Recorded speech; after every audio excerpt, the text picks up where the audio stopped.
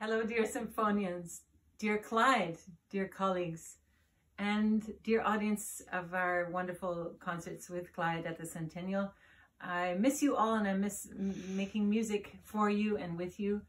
I hope you've had a good summer despite our strange situation. But good things do come out of this, and that is one that I can share a few things with you. The first is my incredible love for violin playing and for making music with my colleagues.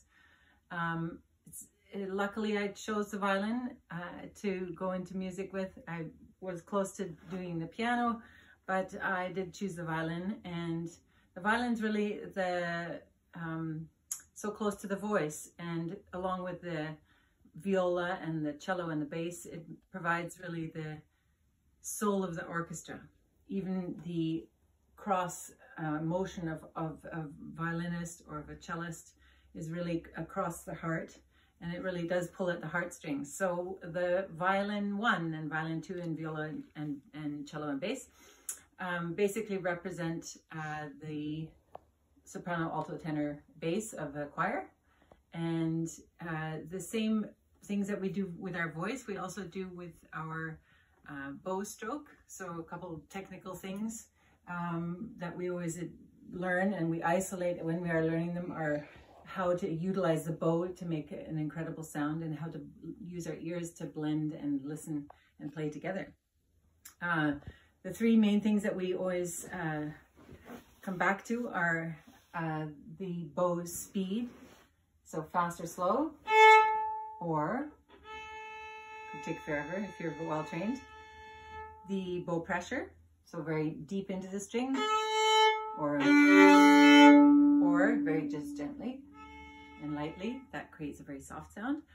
And the bow speed, bow pressure, and bow placement I forgot about. So sometimes we utilize a wide range of area where we place the bow. For softer is where the string is more gentle. It's sul tasto, where we're over the fingerboard, or even close to the bridge sometimes. Creates like an icy sound, like in Vivaldi's Four Seasons in the winter, where we have the icicles, so you can actually hear them. All of those combined create a beautiful flow. The violin is often, of course, used to provide the melody, but by itself, it does have the range of chords. So you can strum across a couple strings, because usually the first thing that you know the violin for is the melody, like a Thais.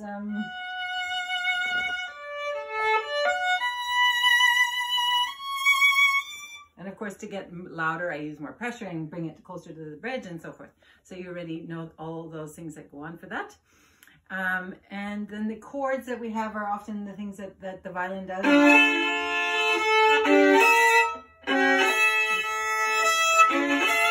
The Bach solo suites have a lot of big chords that you can place fingers on different strings.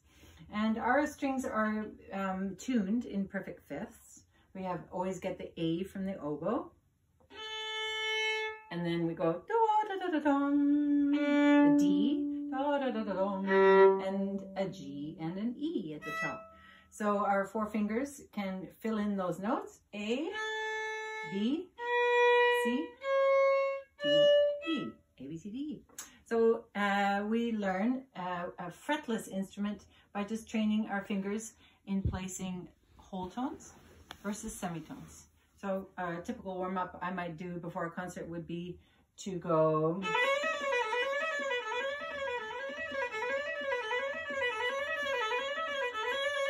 and so forth, learning my different patterns.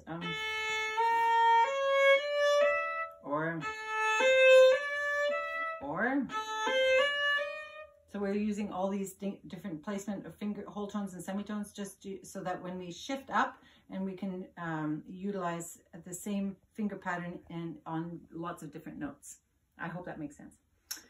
So I'm lucky enough to have fallen in love with this violin when I was 19, and I bought it from the luthiers that come into town, Wilder and Davis, who've luckily for us set up shop in Vancouver, and they provided me this as my first trial, which I fell in love with right away.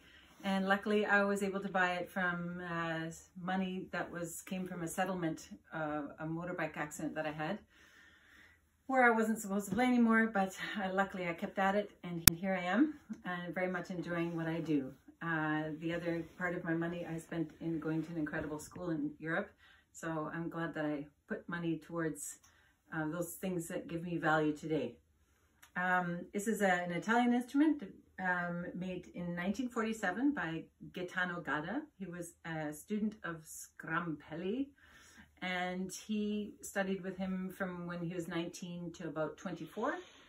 And soon after that, his teacher became a little bit older, and in order to buy his equipment from him, Gadda